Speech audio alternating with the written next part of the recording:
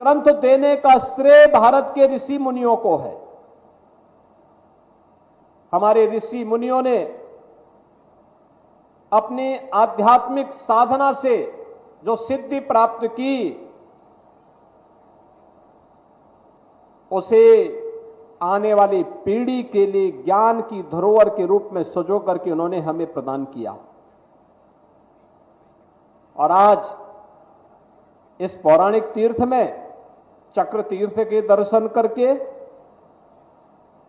इस पौराणिक तीर्थ में मां ललिता देवी के मंदिर में दर्शन करके, यहां के पूज्य संतों के साथ संवाद बना करके, याद करिए देवासुर संग्राम में देवताओं की विजय के लिए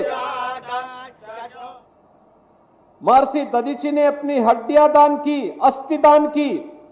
यह परंपरा केवल भारत के अंदर ही हो सकती थी, जिससे वज्र बन सकता था और जो दानवों का अंत कर सकता था। ये वही धरती है, महर्षि दधीचि के त्याग के और बलिदान की धरती है।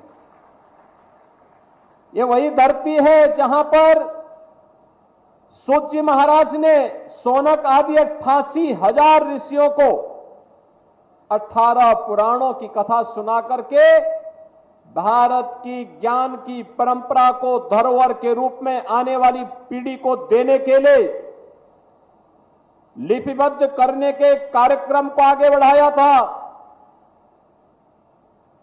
भारत की वेदों की परंपरा को आगे बढ़ाने वाले